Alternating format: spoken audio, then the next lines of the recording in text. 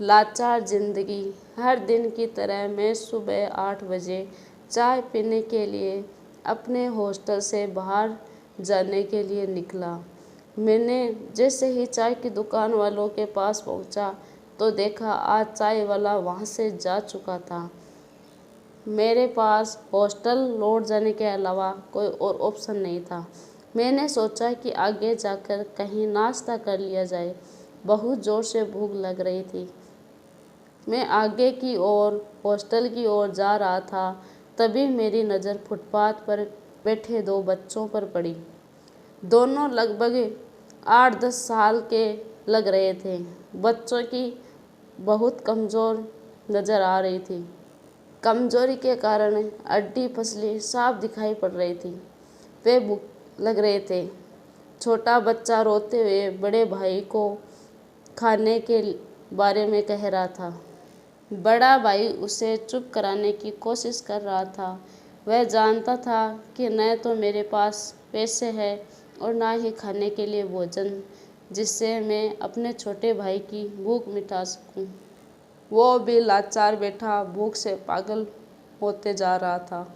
मैं अचानक रुक गया। दौड़ती भागती जिंदगी में एकदम सा ठहर गया। इन मासूम से बच्चों को देखकर मेरा मन भर आया। इनकी भूख को देखकर मेरी भी भूख खत्म हो गई। सोचा इन्हें कुछ पैसे दे दिया जाए। मैंने 20 रुपये देकर आगे बढ़ गया। जैसे ही मैं आगे की ओर बढ़ा, मेरे मन में एक विचार आया, कितना कंजूस हूँ मैं। 20 रुपये का क्या मिलेगा, चाय तक ढंग से नहीं मिलेगी। खुद पर शर्म आई और वापस लौटा। मैंने मासूम से देखने वाले बच्चों से कहा, कुछ खाओगे? बच्चे थोड़े असमंजस में पड़े। मैंने कहा, बेटा मैं नाश्ता करने जा रहा हूँ, तुम भी कर लो। वो दोनों भूख के कारण तैयार हो गए।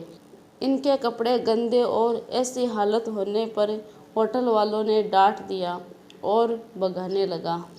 मैंने कहा, भाई साहब इन्हें जो खाना है वो उन्हें दे दो, पैसे मैं दूंगा। मेरी बातें सुनकर होटल वालों ने आश्चर्य से मेरी ओर देखा। उसकी आंखों में ये बर्ताव के लिए शर्म साफ दिखाई पड़ रही थी। बच्चों ने नाश्ता, मिठाई, लस्सी मांगी। बच्चे जब खाने लगे, उनके चेहरे की खुशी देखकर मेरे चेहरे पर स्माइल आ गई। उस वक्त हमें दुनिया की काफ़ी अच्छी फीलिंग आ रही थी। उन दोनों मासूम बच्चों को देखकर अपना बचपना याद आ गया। होटल से निकलने के बाद मैंने बच्चों को कहा, बेटा जो मैंने पैसे दिए हैं उनमें 2 रुपये का शैम्पू लेकर हैंडपंप के पास नहा लेना और फिर दोपहर शाम का खाना पास के मंदिर में चलने वाले लंगर में खा लेना। और मैं नाश्ता के पैसे देकर फिर अपनी दौड़ती दिनचर्या की ओर बढ़ गया। होटल के आसपास के लोग बड़े सम्मान के साथ देख रहे थे। होटल वालों के शब्द आदर में परिवर्तन हो चुके थे। मैं अपनी हॉस्टल की ओर निकला। थोड़ा मन भारी लग रहा था। मन थोड़ा उसके बारे में सोचकर दुखी हो रहा था। रास्ते में मंदिर आया। मैंने मंदिर की ओर देखा और कहा, हे भगवान आप कहाँ हो? इन बच्चों की ये हालत, ये भूख, आप कैसे चुप बैठ सकते हो? आज हमारे आसपास में न जाने कितने लोग हैं जो गरीबी के कारण एक पल के लिए भी भोजन नहीं मिल रहा है और ना ही उसके पास पहनने के लिए कपड़े हैं।